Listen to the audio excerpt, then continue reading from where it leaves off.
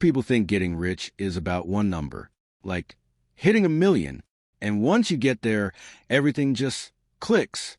But honestly, that's not how it happens. Because the biggest changes, they happen way before that. And most people completely miss them. They don't look impressive. They don't feel exciting. But they change how money feels. And once that feeling changes, everything else follows. So instead of chasing random numbers, let's talk about the ones that actually matter. The 3 milestones that quietly change everything. The first one is around $10,000.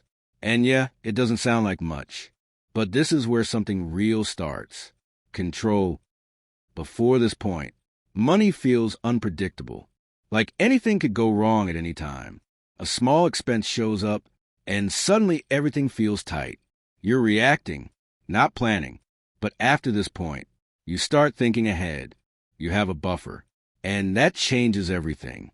You stop making decisions out of fear and start making them with intention. And honestly, this part is underrated because it's not about the number. It's about the feeling of stability. Now, the second milestone, this is where things start to feel real because now you start seeing movement. Not huge at first, but noticeable. And this is where people get impatient because it takes longer than expected.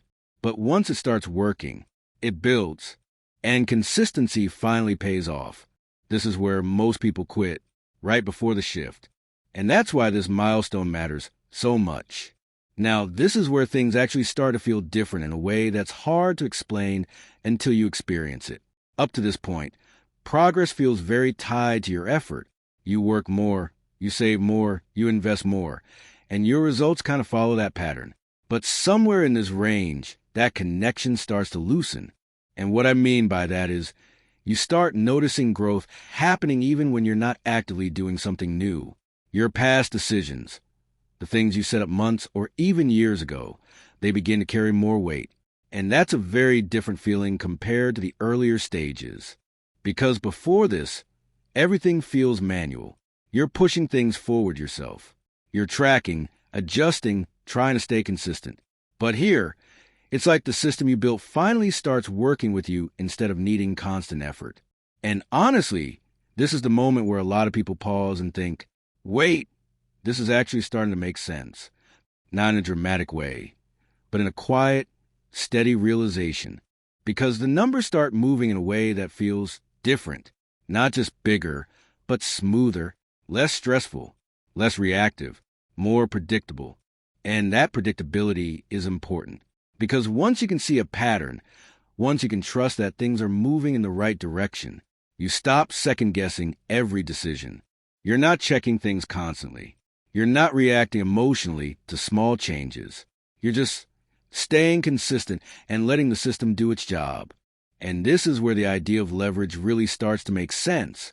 Because now, your time isn't the only thing creating results. Your money is doing part of the work. And once that happens, growth can speed up without you feeling like you're pushing harder, which, if you think about it, is completely different from how things felt at the beginning. Because at the start, everything feels slow and effort-heavy. Here it feels lighter. Not easy, but definitely more efficient. At this point, something subtle but really important starts to happen. You stop thinking about money as just numbers going up and down, and you start seeing it more like a system you're inside of. Earlier on, everything feels reactive. You earn, you spend, you adjust, and you're constantly trying to stay on top of things. But now, it feels a bit different. There's more structure, more awareness. You're not guessing as much anymore. And that shift from reacting to understanding is honestly one of the biggest changes that happened across all these milestones. And because of that, your decisions start to feel calmer. You're not rushing into things. You're not overthinking every small move either. There's a kind of balance that starts to develop. You know when to act, and you know when to just let things play out. Earlier, it feels like every decision carries a lot of weight. Like one mistake could set you back. But here, you realize it's not about perfection. It's about consistency over time. This is also where patience becomes something real. Not the kind of patience people talk about in a motivational way, but actual lived patience. The kind where you've seen enough to trust the process. even when things are moving slowly. Because at this stage, you've already experienced both slow periods and growth periods, and that gives you perspective. You don't panic when things slow down anymore. And that perspective changes how you react to everything. Market changes, income fluctuations, unexpected expenses. They don't hit the same way they used to. Not because they don't matter, but because you're not seeing them in isolation anymore. You're seeing the bigger picture. And once you start thinking long-term like that, short-term noise becomes a lot less stressful. Now here's something people don't really expect. At this level, it's not that things suddenly become easy. It's that they become clearer. You start understanding what actually moves the needle and what doesn't. So instead of trying to do everything, you naturally start focusing on fewer, more meaningful actions. And that simplicity, it's powerful. And this is usually the point where people look back and realize it was never about chasing big wins. It was about building something that works over time.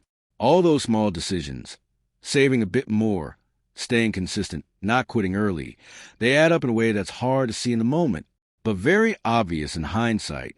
So if there's one thing to take away from all of this, it's not to rush toward the next number. It's to understand where you are right now. Because each stage has its own rules, its own challenges, its own pace. And when you align with that, everything starts to feel less confusing. And that's really what changes everything. Not the number itself, but the clarity that comes with it. Because once you stop chasing blindly and start moving with intention, progress stops feeling random. It starts feeling structured. And when that happens, you're not just moving forward. You actually understand why you are.